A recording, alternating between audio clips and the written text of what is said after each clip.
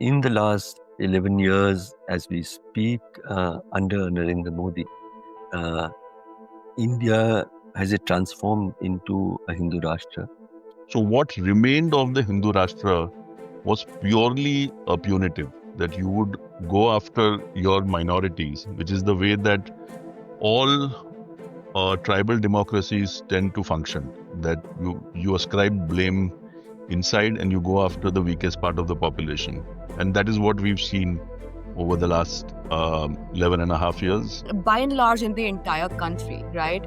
Whether it's CAA, whether it's NRC, whether it is the various laws that we have seen over the last few years, whether it is the love jihad, land jihad, the conversion laws, they are an extension of what Savarkar imagined for a Hindu state or a Hindu nation. Mr. Modi did say that the person who's influenced him most is Gulbarga, and it would be interesting to ask him in what ways. What has Golwalkar written that would show in what Modi has done?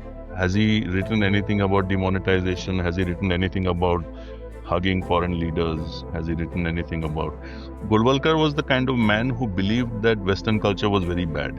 There's a reason why Modi did what he did on Independence Day. It's not because he respects and he loves the RSS and the Sarsang Chalas. It's because he wanted to unify the larger Hindu population that believes that they were historically wrong, that they believe that the likes of Savarkar and Nathuram Godse were wrong.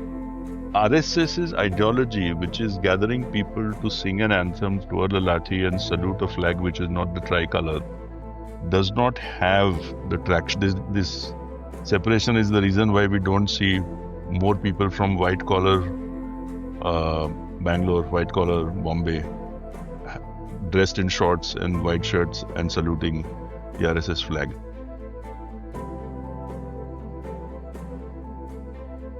Salam, Namaste, Zindabad. This is Harsh Mander, back with another episode of our series, Partitions of the Heart. And in this series, we're trying to understand 100 years of the RSS and the ideology of Hindutva and its impact on India's democracy. I have great pleasure. I have two wonderful friends who will be joining this discussion. One of them is Aakar Patel. Aakar is a widely syndicated columnist. He's written many books. In fact, one that I was just reading, Our Hindu Rashtra, outstanding writer, analyst, public commentator. He's also chairperson of Amnesty International India. So very welcome, Aakar. Yeah. And we have Rana Ayyub, a very feisty, brave reporter. Her book, Gujarat Files, was a remarkable, very brave investigation, undercover investigation, understanding what was happening in Gujarat. And Rana is now works and reports for the Washington Post.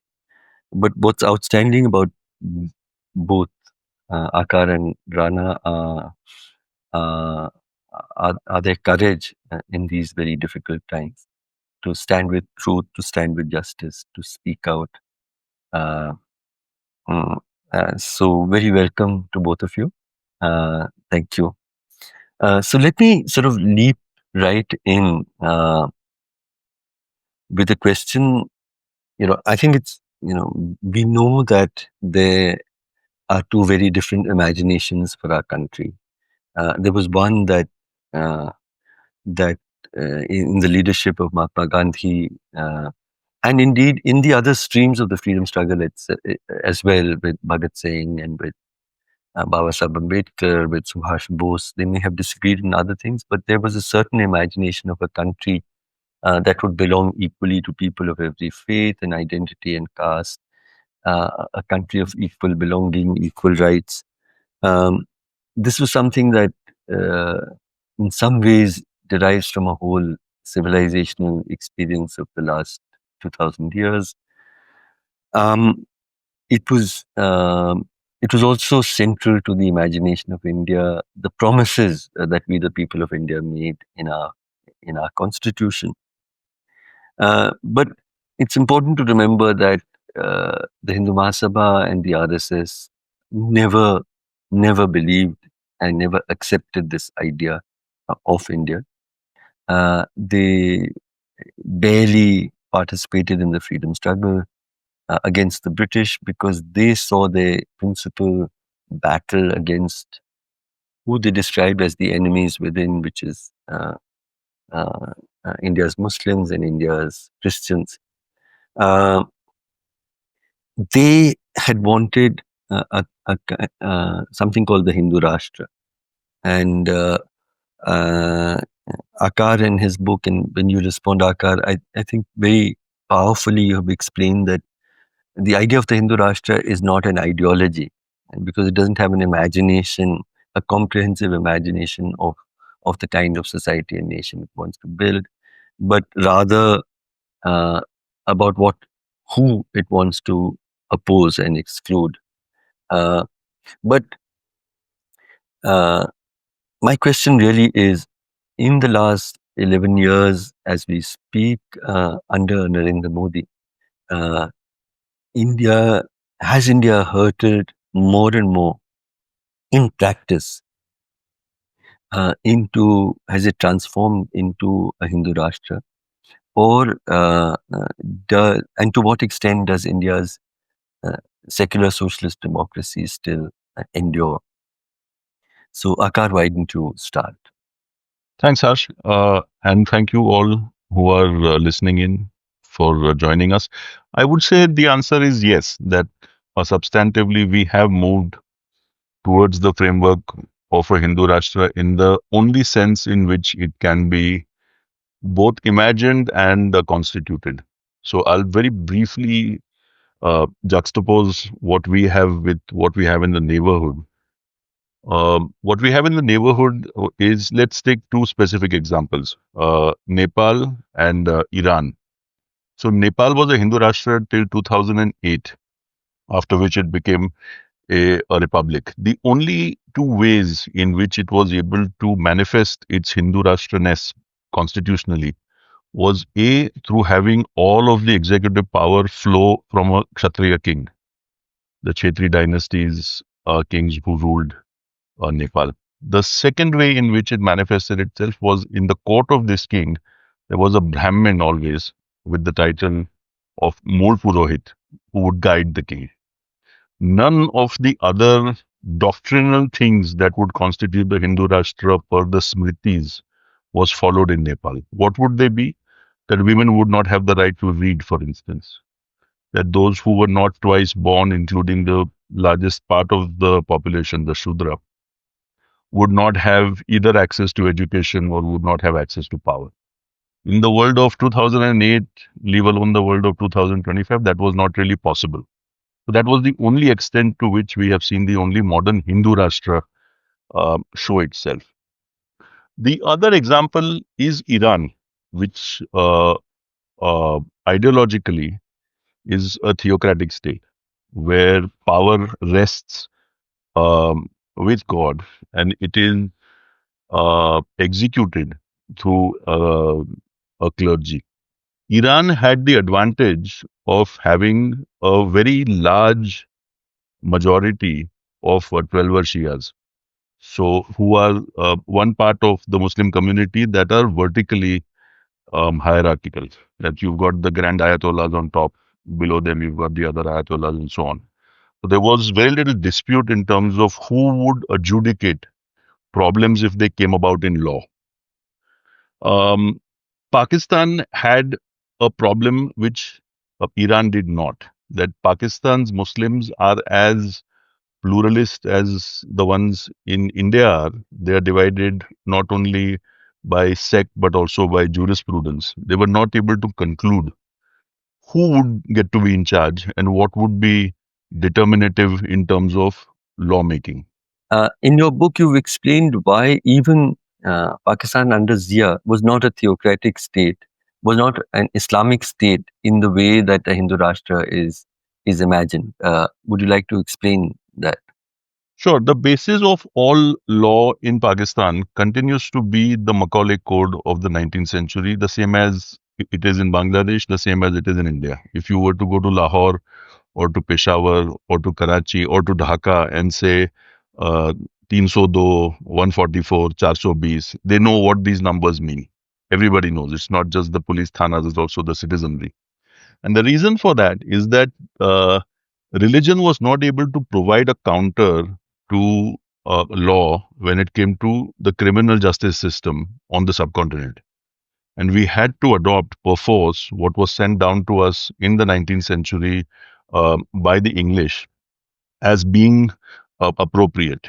Pakistan has on its books laws which, like in Iran, recommend amputation for theft.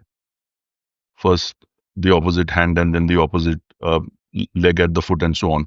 But and Pakistan trained under Zia a set of doctors who would perform the amputations. But though the laws remain on the books, not a single person has had their limbs amputated in Pakistan's history. And one reason for that is that the judges like us were all trained in common law. They were not able to bring about that change mentally, and for that reason, it was not able to be brought about physically. Also, So, stoning for adultery. absolutely.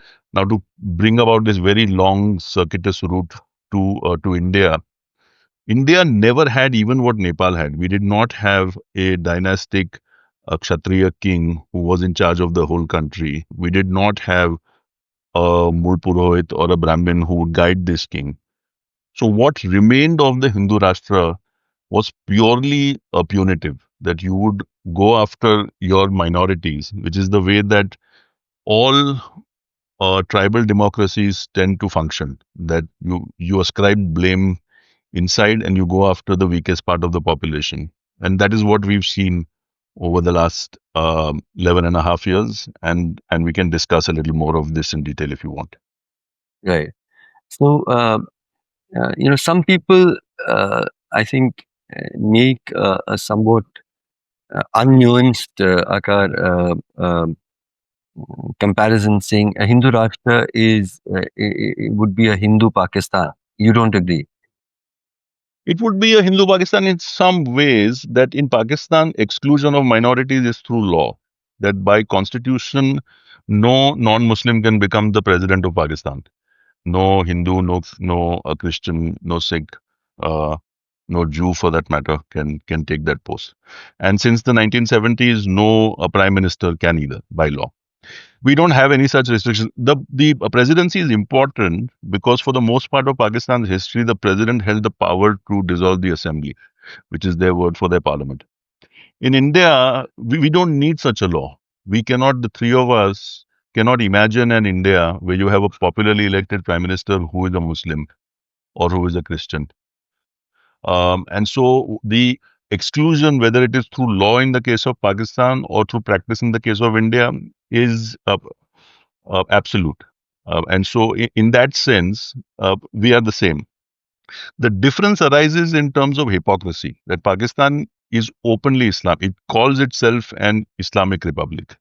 India does not call itself that. When Jaishankar and his diplomats roam the world and speak to other democracies, they say, we are like you.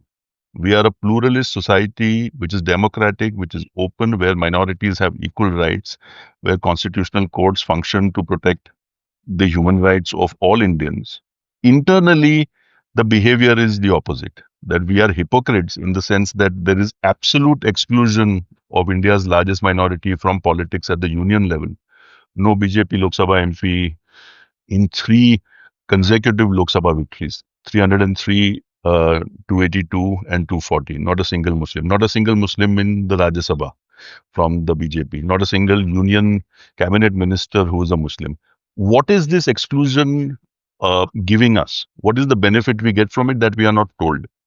But we are not told that because it's just what it is. It's just petty, silly, childish, in many ways barbaric treatment of people merely because of who they were born. Now, Akar, maybe the hypocrisy the veil of the hypocrisy, Rana, would may not have been necessary if they had won a third term, but that's a matter of a full majority in the third term. Many of us feared that there would be a formal transition into a Hindu Rashtra in law as well. Rana, in practice, is in India under Modi, to what extent is it a Hindu Rashtra? How do you see it? I wrote a column recently for the Washington Post, which is basically examining a mob lynching that happened both in India and Pakistan on the same day. Right, in Pakistan, they cited the blasphemy laws, and of course, the judges recused themselves from hearing the case. In India, of course, it's like the larger public sentiment which is being stoked against the Muslim, despite the hypocrisy of. So yeah, we are in principle a democratic state with no qualities of a democratic state, so to say. I mean, let's just start with the example of Assam, right? Where a chief minister of the state routinely dog whistles against Muslims, where he, in his statements, does not even pretend to talk about the constitution or give any respect to the constitution. He is openly othering an entire community. So, and by and large in the entire country, right? Whether it is CAA, whether it's NRC, whether it is the various laws that we have seen over the last few years, whether it is the love jihad, um, land jihad, the conversion laws, they are an extension of what Savarkar imagined for a Hindu state or a Hindu nation, right?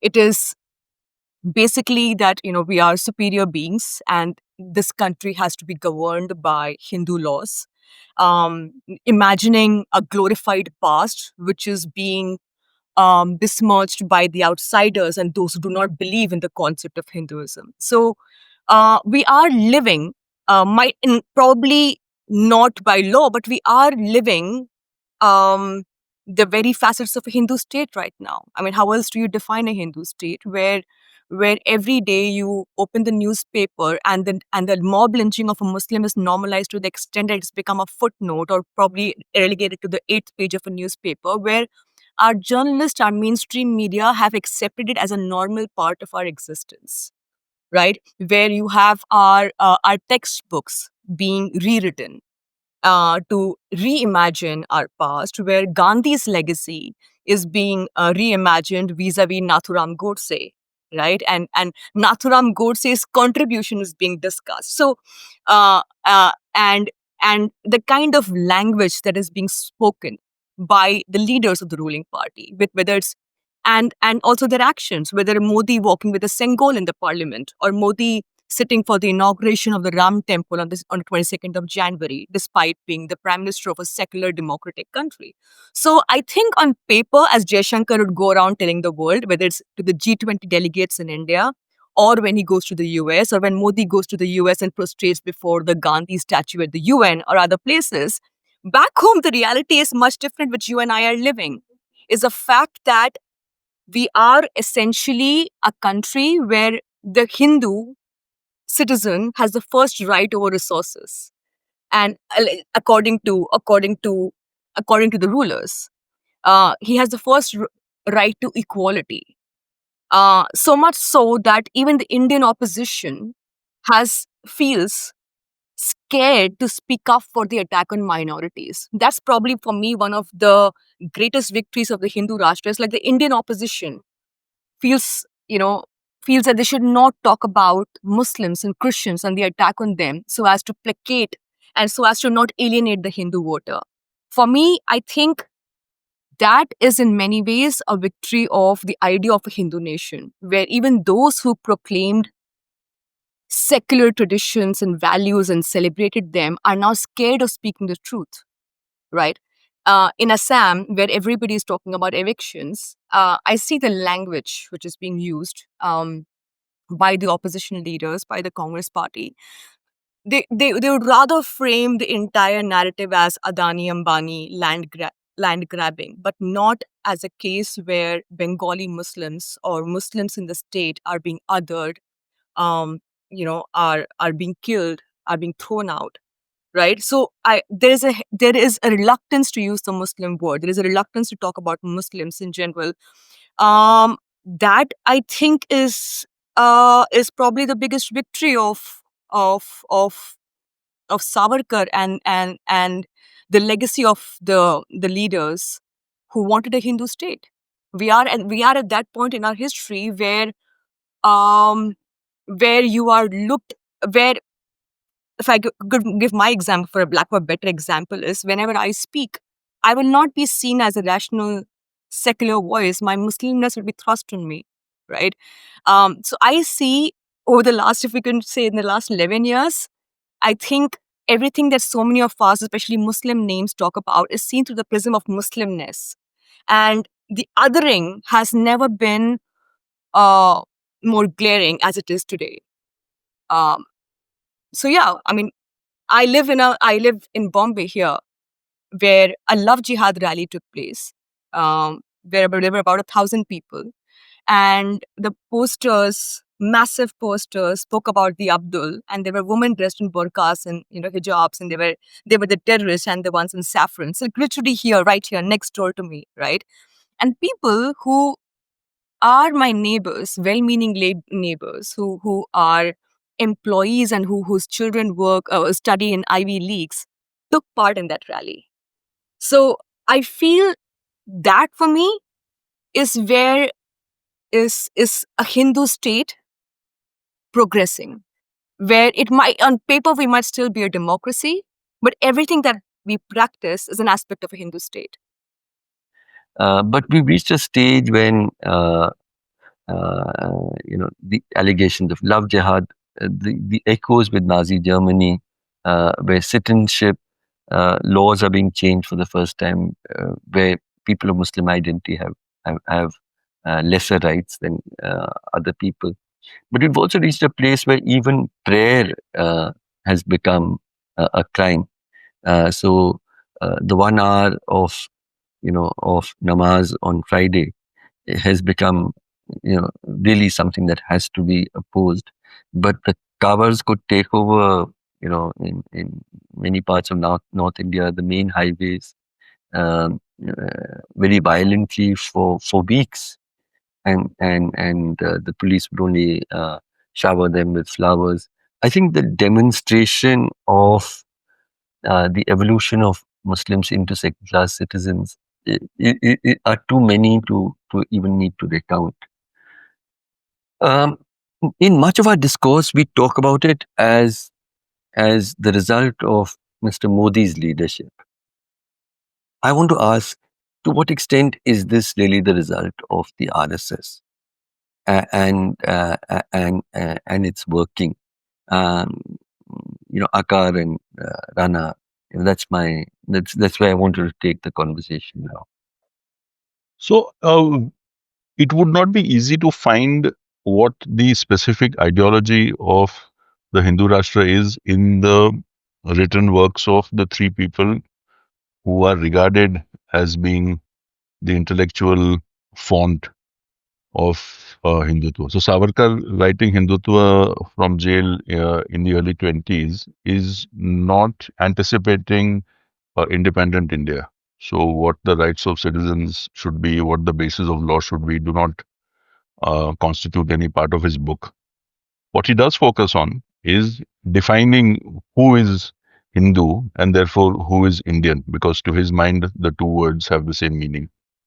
And he accepts that Muslims might meet some of the categories that he put forward as tests: common blood, common ancestry, common land. But the one test they fail, according to him, is common culture. And to him, culture is Holi, Dasera, Baisakhi, Diwali, and such things. To him, culture is not architecture, science, mathematics, theater, food, music. Um, it does not occur to him, once again, he's writing a quarter century before 1947. It does not occur to him that he is essentially taking out large parts of, say, Northeast India from his definition. But also large parts of the rest of India as well, because large parts of the rest of India. there is no question that one reason why it has not been either a tract, it's a fairly slim book, a tract that is either taught or widely read, is that it doesn't make much sense. And unfortunately for us, that is also true of the writings of the other two. Golwalkar did not write a book. The work that is attributed to him, Bunch of Thoughts, is a collection of lectures and a collection of press interviews. So we have to reduce from that what we can understand he's trying to say. My reading of it is that on the side of Golwalkar, because he came first, uh, his idea of India was that of a caste-based society which must be worshipped because it is a caste-based society. And the reason why his works are not promoted within the BJP sphere or they're not defended in parliament if raised is that they tend to be from an antediluvial age where what he's saying uh, cannot be implemented and cannot even be offered as being rational discourse. Although Mr. Modi did say that the person who's influenced him most is Golwalkar, and It would be interesting to ask him in what ways. What has Golwalkar written that would show in what Modi has done? Has he written anything about demonetization? Has he written anything about hugging foreign leaders? Has he written anything about? Golwalkar was the kind of man who believed that Western culture was very bad. That you could not have, for instance, you could not have open display of affection between husband and wife because that was not Indian culture according to him. Once again, we come back to that word culture, which they tend to define in a particular way. Uh, Upadhyay is slightly more interesting because he operated in a period, he died in the late 60s, but he operated in a period when the BJP, when the RSS came into electoral politics, and he was with it from 1951 when they started. And he had the chance to put out a few manifestos which tell us what um, the RSS thinks about politics and how they should conduct the modern state. And this is available to us because of the fact that the BJP has printed its manifestos, which it did about 25 years ago. And we can read what it is that they wanted India to do and be in the 50s and 60s and 70s. And if we look at their ideas, let's say on the side of the economy, they're fairly close to what the Congress was doing at that point. So under Vajpayee, for 25 years, under Mr. Vajpayee, till the 70s, the BJP wanted a restriction on the plots that people could own and construct on to 1,000 square yards. They wanted monthly income of all Indians to be capped at rupees 2,000. And anything that you earned over that would be appropriated by the state. These are not ideas that we think of as being linked to Mr. Modi's BJP in 2025. And the reason for that is that ideologically it's quite hollow, that there's nothing there. you're saying at the core there is not an economic model, for instance, that is central to the BJP, the RSS ideology. They've gone from complete Swadeshi to the uh, globalized crony capitalism that we see, and it's compatible with the core of the RSS ideology. Absolutely. Whatever else can be done by the state or said by the party is completely acceptable, even if it is diametrically opposite to what it said last year. Okay, yeah. The reason why we have such a thing as the Gujarat model is that that model extols, worships even capitalism of the sort that this country has not seen since 47, but has seen in the last decade and a half. That the surrender of essentially what is public goods and public property, these are not companies that are competing with Microsoft or Nike or Facebook outside India. These are countries that are in non-tradable sectors. Mr. Adani, Mr. Mukesh Ambani, they deal with things like spectrum, ports, mining, refining, everything where the state has a large role, where the state determines who does it. And this is not the way to build a national economy, even according to the philosophy that is spouted. If you're saying that we will build national champions who will become global champions, this is not the way to do it. Every party has the right, Harsh, to transition from one uh, way of thinking to another. That is their right. You need to explain to your people why you stood very firmly against divorce on Monday and are fine with it on Tuesday. Or, Why or, do you say or with the LGBT community? I mean, that's an interesting evolution all also. of it? There is no explanation. And the reason there is no explanation to end this is to come back to what you said, that as long as you retain a very focused, powerful thrust against minorities, particularly Muslims, whatever else you do is acceptable to the RSS. So, Rana, just taking up from there, if do you agree that the core of the RSS ideology, everything else is negotiable, except uh, except hatred against Muslims and Christians. With that background, how much can you attribute to the RSS for for the things that you described? I mean, the cow slaughter, killings, the love jihad allegations, the attacks on Muslim worship and Christian uh, uh, places of worship, etc. How much would you attribute to the RSS? I just set it up with an example. For instance, um, growing up in Bombay in a place called Sahar, which is near the international airport, we used to have this really big Shakhan, and my father used to take us. He also used to take us to the Communist Party office just to understand, because they used to tie a dhaga of on Guru Purnima. They used to tie a thread to my father's wrist, and we were always asked to come in and join the Shaka to understand what is happening, right?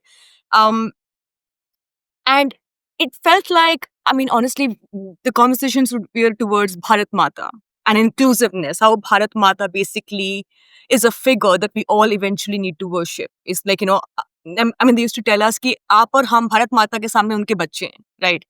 But if you think about it, what it really meant is that if you are to be a part of India, right, you have to imagine yourself as children of the Hindu state, which is Bharat Mata.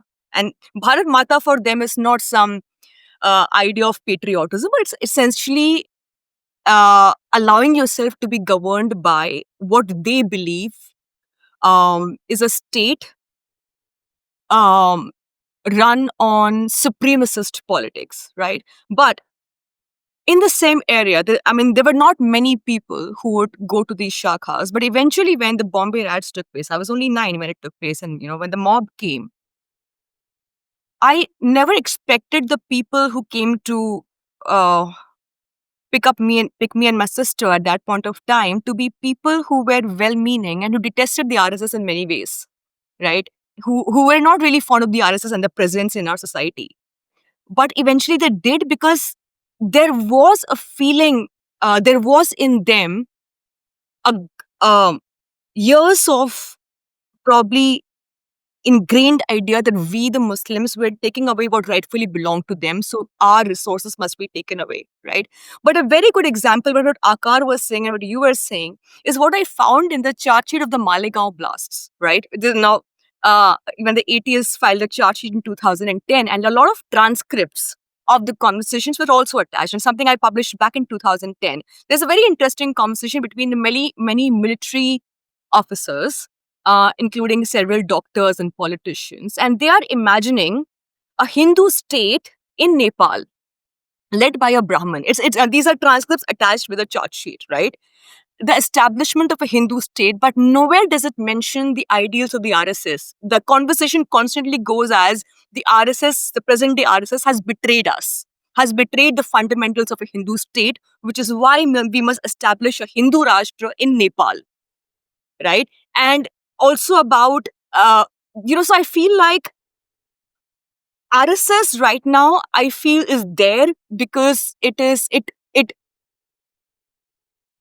kind of a cohesive thing which binds everything together. The need, I think the RSS needs the BJP more than the BJP needs the RSS. I mean, I could be very wrong, but I feel that the RSS has itself diluted what it believed to be its ideology. right? Primarily when it comes to crony capitalism and when it comes to free markets and what it thought about the economy. So I think in that sense, um, what Modi has done, and if he calls himself the prodigal son of the RSS, but I feel what Modi has done is just taken the most essential part of polarization that the RSS espoused, right, since 1947, is that Muslims were given Pakistan, sorry, and India, this India that we live in, belongs to the Hindus. So whether it is an RSS principle or whether it is a larger Hindu nationalist principle or whether it is living in this kind of perpetual victim complex that we have been, we have been receiving end of Mughals, we have been at the receiving end of the invaders, right? Which is precisely why what the people in the Shakas used to talk about when we used to go. Aakar, I wanted to still say that the question of caste is complicated. When I was reading Akshay Mukul's story of the Gita Press, and he said that the initial hostility of the RSS to Gandhiji was not on the question of Muslims, but on the question of temple entry of the Dalits into temples. And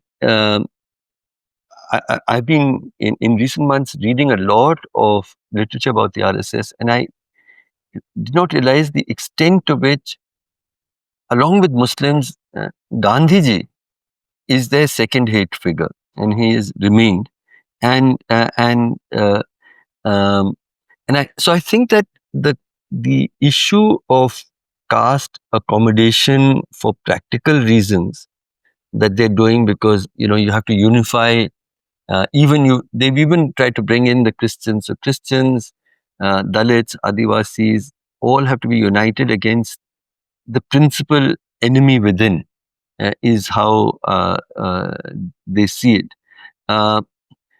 The way that they have negotiated questions of caste, like the caste census, for instance, which they finally had to accept, the way they had to deal with the farmers' protests, all of these show that there is still a contested space within which they're still holding on to their core ideology, but willing to give and take on the side.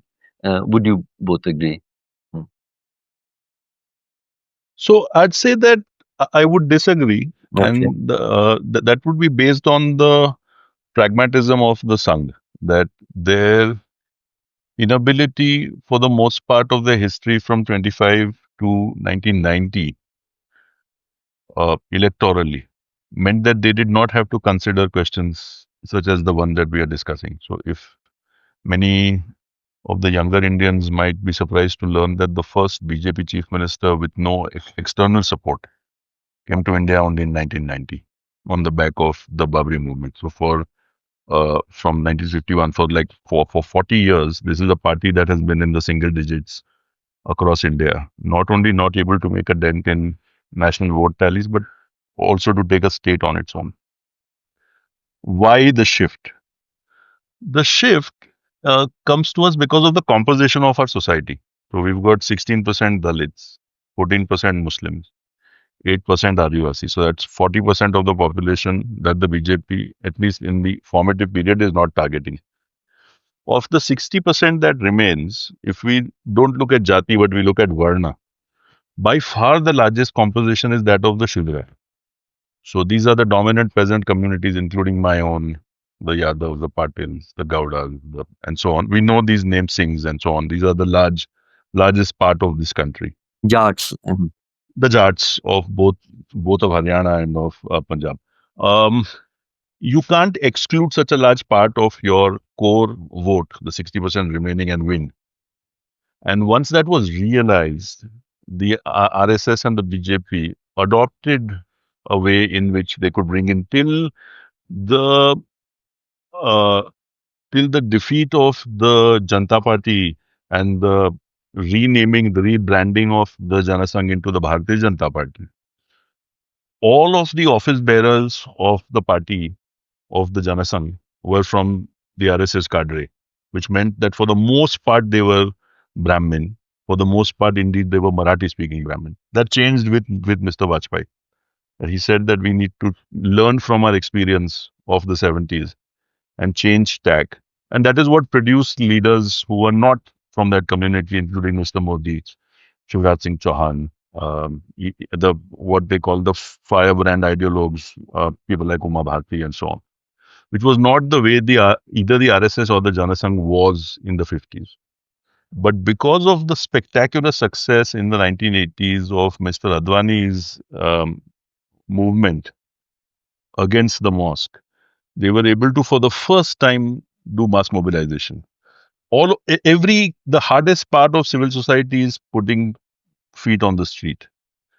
And the Congress had a very difficult time being able to break out of its sort of drawing room, upper class, anglicized uh, image till the partition of Bengal came about in 1905. Then they were able to do mass mobilization because the Hindus did not want to be separated from their zamindaris, which were for the most part in the Muslim part of Bengal, which is today Bangladesh.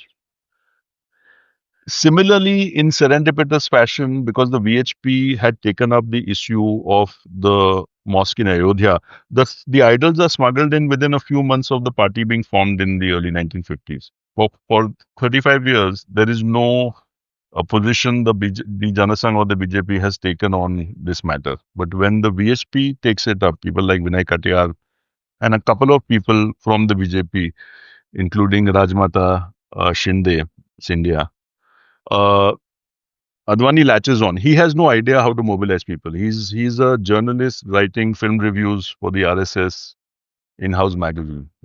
Particularly mediocre intellect if you go by his works. He has one book, My Country, My Life, which I think is worth reading.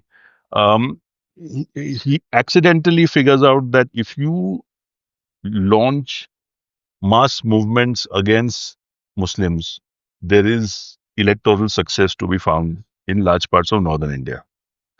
And so they come upon this, and once he doubles their vote share. They're in single digits through the 50s, 60s, 70s, 80s, including in Gujarat. And in the 90s, they come into double digits for the first time, 18%. And then Mr. Modi doubles it one more time, 36%, with what he has done in 2002 and what he has done since. But the only way that that can be done is that you gather people on the basis of what you're saying, your passion and your ideology is, and secondly, on the basis of who your leadership will be.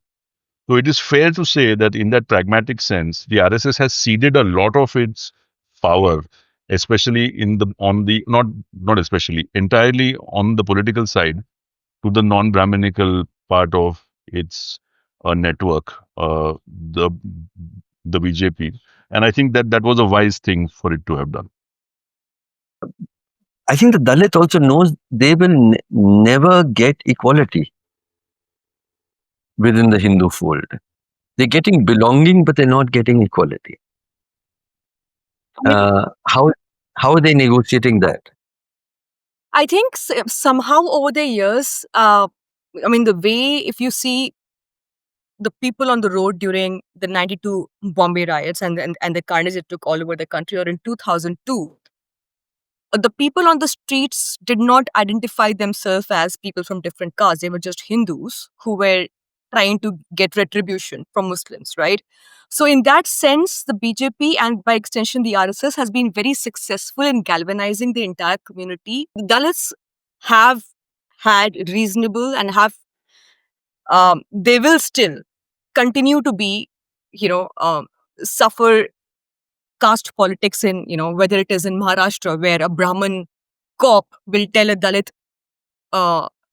man that how dare you wear a pair of jeans. And there will be, of course, there will be these incidents. There will be something like a Bhima Koregaon. There will be the arrest of Dalit leaders and people who claim to be leaders of the community. But eventually it all boils down to the Hindu identity. Yes, not everybody, not all the Dalit um, leaders. But I feel by and large, the person on the street right now, the Dalit, feels that he's a Hindu because under Modi, Modi has been cast as this leader from the backward community, a chai wala. So I think the lower caste or somebody from the backward caste still thinks that it is right now his moment in the sun. It's not the time to um, talk about caste politics as much. I mean, the fact that Modi spoke about Rohit Vemula, he did, right? I mean, he would not speak about others, but he spoke about Rohit Vemula, said he understands, much like the BJP and much like the RSS, that this is not the time for this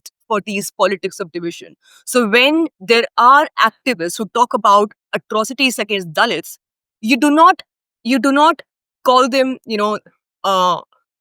Dalit uh, and like the anti-nationals, but you are completely taking away, stripping them of the Dalit identity to say that they are only activists and Naxals and urban Naxals who are here to destabilize India and misleading the Dalits. So which is why they are not seeing most of the Dalit leaders and not punishing them, not filing cases against them for being Dalit and for asking for the rights, but more pushing the narrative that these are actually people who are here to destabilize the country and mislead the Dalits.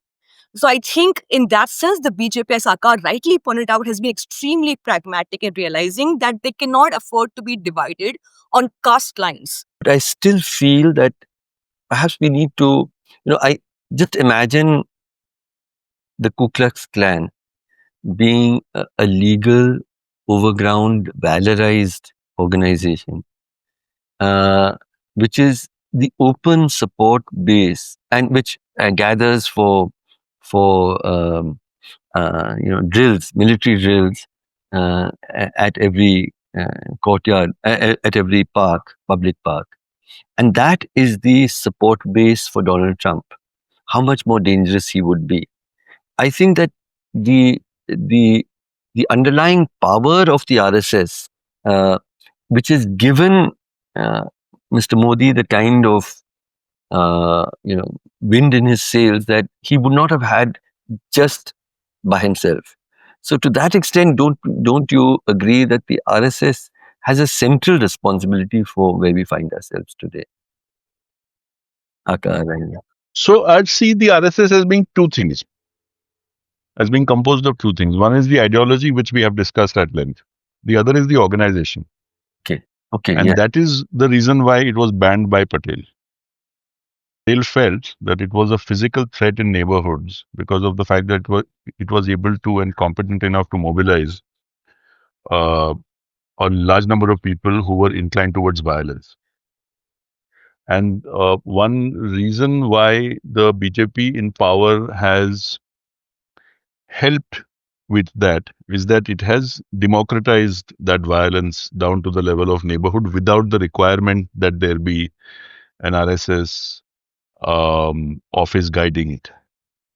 The RSS remains, as you have said, uh, an organization that is trained for physical action.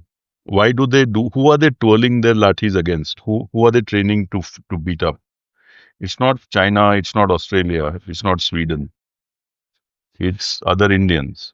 And I think that organizationally, so long as it is able to offer a large number of Indians meaning in their lives, enough for them to be able to leave their homes, come into that shakha, spend an hour, do the physical activity, recite the anthems, twirl the lathis, it will remain the kind of organization that at neighborhood level will be able to mobilize, will be able to guide violence of the sort that we have seen in 2002, in 1992.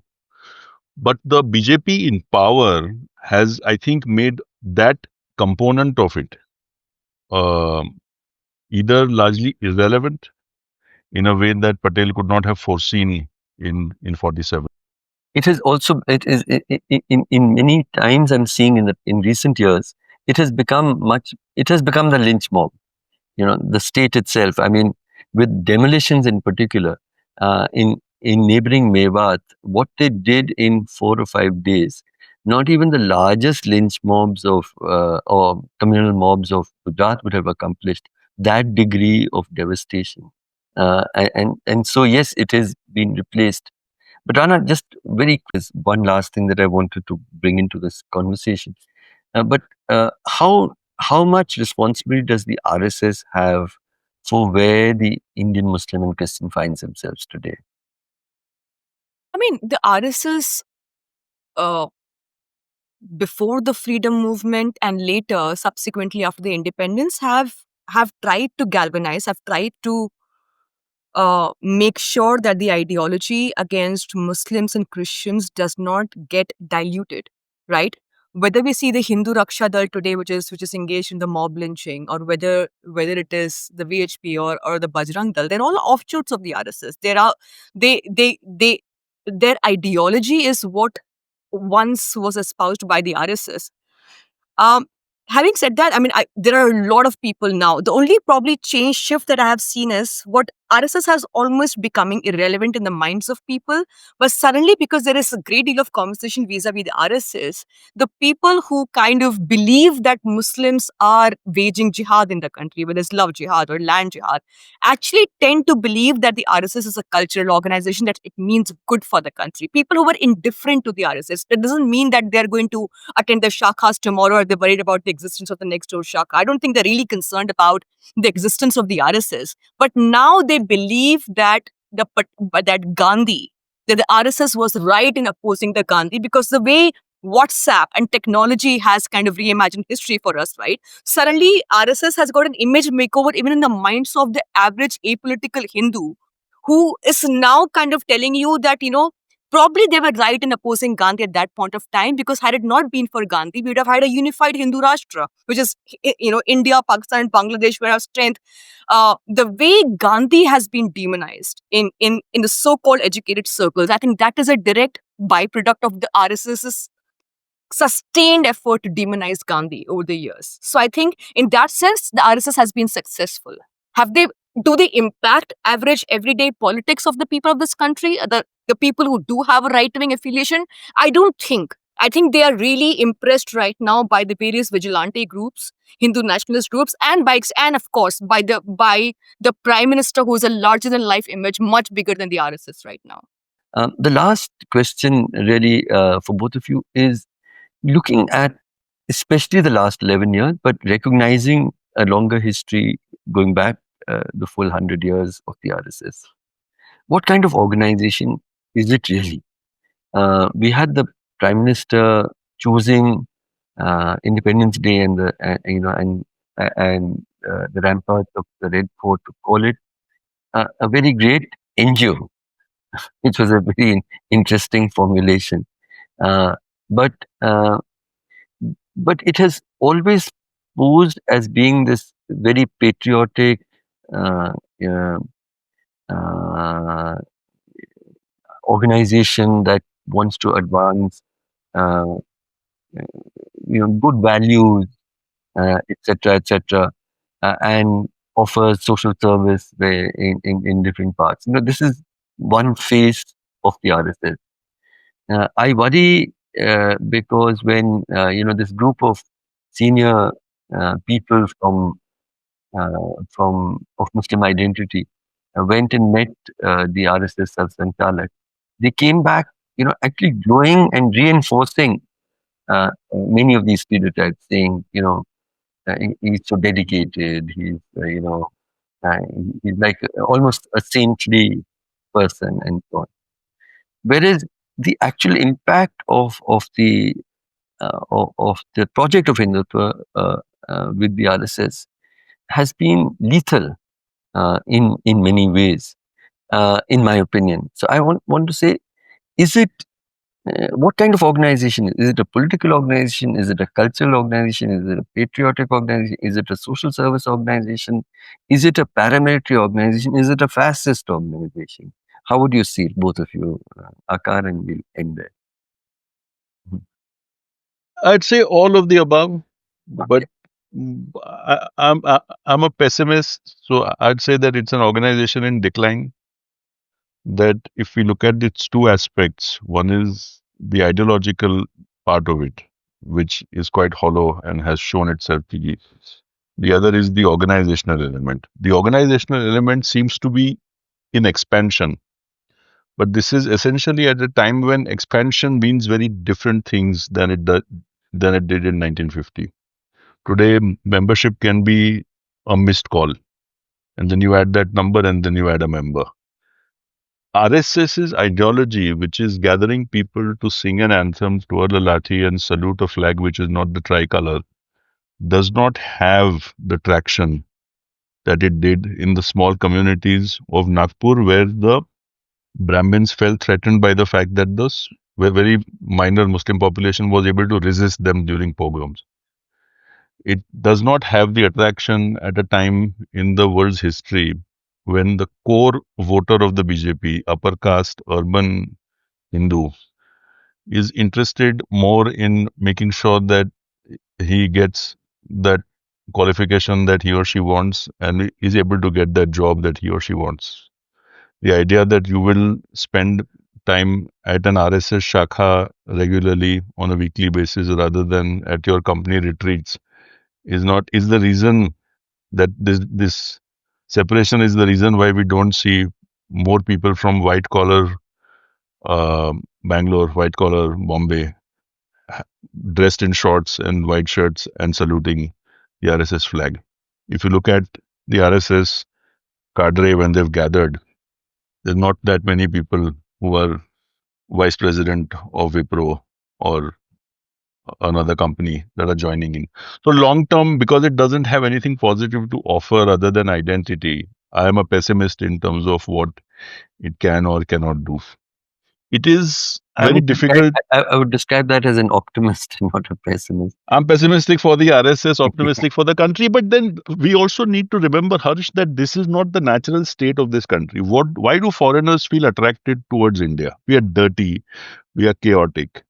It's not the kind of place that a tourist will come and find her way easily to the hotel, to the destination. Everything is difficult. The reason they are attracted towards us is because, along with being chaotic and dirty, we are extremely tolerant to what goes around. We are open to other societies, we are open to other languages, we are open to other cultures, and we always have been. That is our natural state. And the moment top down, this ends being thrust on us. And at some point, it will be. 282 went to 303, but it came down to 240. At some point, when the top down thrusting ends, the natural way in which this society expresses itself will take over again. It's like nature. And for that reason, I don't see that this entity, which is according to them patriotic, militaristic, and all the rest of it, has a particularly bright future over the medium term, which I would say would be the next 10 or 12 years. Do you share, Rana? Do you share Aakar's optimism and also Not yet. assessment? Not yet. I have no reasons to be optimistic just yet. I do believe that the reduced majority for the BJP was a shot in the arm for those who were working against the fascist forces. But I also see an unhinged political leaders bringing about legislations and leaders of state, right? As we see right now. To the question of the RSS, when Prime Minister Modi spoke Wait, about just to stop, I mean, I do feel that chief ministers such as of Assam and Uttar Pradesh really seem to have almost gone rogue. They don't seem to. I don't think they had gone rogue. I think they are playing exactly by the textbook that has been laid down to them by the BJP, saying this is what Modi and Shah are going to do when foreign dignitaries come to India when G20 happens. But on the sidelines, you're going to do this because this is what the country will see. There is one version for the world and one version. So Modi cannot afford to speak the same language as Himanta Biswa Yogi Adityanath, right? He has to come across as a leader. What he spoke on Independence Day about RSS being about the NGO, I think it was more giving it the respectability because it is 100th year, and also by extension telling the people of this country that this is where, this is the only way, and it's not, RSS was just symbolic, right? Because there are people in the country who are now imagining Nathuram Godse as a man who was wronged. And how do you do that? You do that by giving that kind of legitimacy to the RSS during the on Independence Day to suggest that we have to fix our history. There's a reason why Modi did what he did on Independence Day. It's not because he respects and he loves the RSS and the Sarsang Chalas. It's because he wanted to unify the larger Hindu population that believes that they were historically wrong, that they believe that the likes of Savarkar and Nathuram Godse were wronged and reimagined. So it is, in a way, a bit to consolidate the people who are being told that, that this Hindu national politics is an aberration in a pluralistic structure. We are being told that no, the pluralistic structure is not the natural course of action for this country. The natural course of action for this country is this politics of othering that we are practicing in other states. I don't think it was more to do with the RSS. I think it was more to do with the people of this country sending them out a message, and he sent it strong enough, and which is why you have those leaders and chief ministers saying what they do and doing what they do, and the mob lynchings and the communal politics and people who are being killed during eviction drives happening with impunity. But do you agree with the assessment of some of our senior leaders of the Muslim minority who met the RSS chief, who described, who almost was saying that this is a patriotic But organization? who are these Muslim leaders, Harsh? Who are these Muslim? We get these Muslim leaders are probed every once in a while from the Congress to the BJP regime once in a while to say that they represent Indian Muslims. Who really represents Indian Muslims? They are not representative for the Indian Muslims. So I totally agree with you, but they did give a legitimization of exactly the kind of image that the RSS.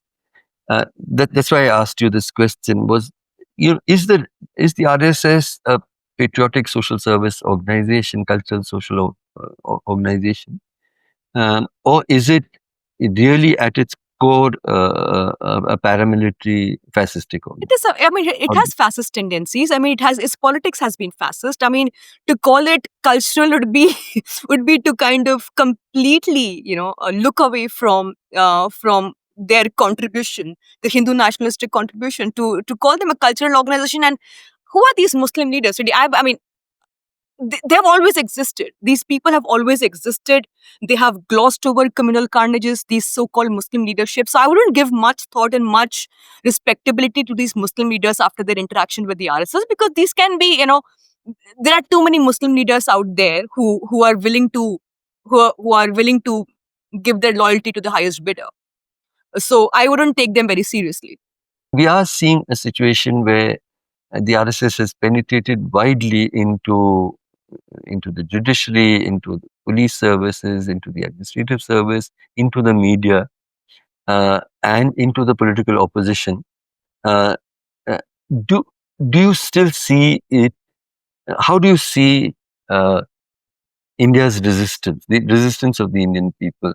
What we are seeing has as reached. a population, I think we are very self-centered. So जब तक आपकी रोटी और कपड़े पे बात नहीं आएगी, I think at some point it will, right? At some point, you can't feed them Ram Mandir 24/7, which is exactly what we saw in Ayodhya, right?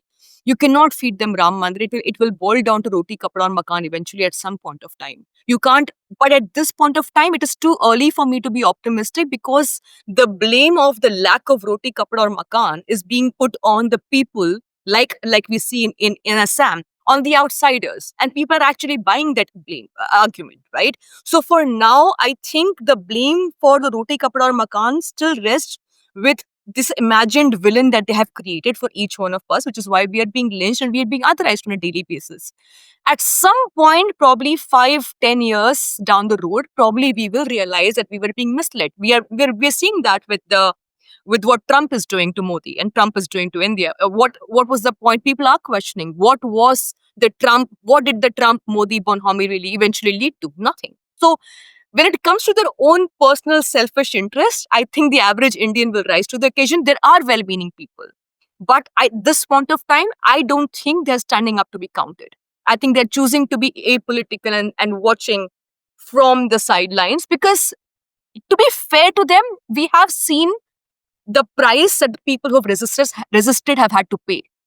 Every single activist during the CAA movement had a case or a charge sheet or are languishing behind bars. You have set up examples for dissenters. So I wouldn't expect these people to be brave and courageous and say we are going to resist this, because you are seeing the outcome of being resist or being brave and courageous and to resist fascist forces, that you have cases against you. Your journalists slapped with sedition. So I don't blame them completely, but I think there has to be at some point a moment of reckoning, and that will come from the attack on their own self-interest, which will probably lead to. I know I'm being a pessimist here, but at this point of time, I have no reason to be an optimist personally. So thank you both. Uh, where does where will the future take us? In this contest that we are seeing, this daily contest between the Hindutva project of the RSS and the sort of constitutional project of Gandhi, Nehru, and Ambedkar. Where is it going? Who is going to win in this battle as it plays out? What will young people, if in particular, choose for their futures? Is something that we have to see. But I think for that we have to understand the nature of the RSS, and that is what we've tried to do. You talked about resistance, and I just wanted to end with that. To me, when the Pahalgam, terror shootings happened, the way the Kashmiri people came out and took care of the tourists, each one taking them into their homes, standing on the streets. When the stampede happened in the Kumbh Mela, when mosques opened up for people who were affected by the stampede, I think in ways like this, the Indian people are still showing resistance. And maybe that is where, resistance to hate, because that is the central project. If they refuse to allow hate to poison their souls, that to my mind is what will in the end save India. So thank you. I see Rana looking a little skeptical, but let's hope that our capacities for kindness and care overtake the project of hate.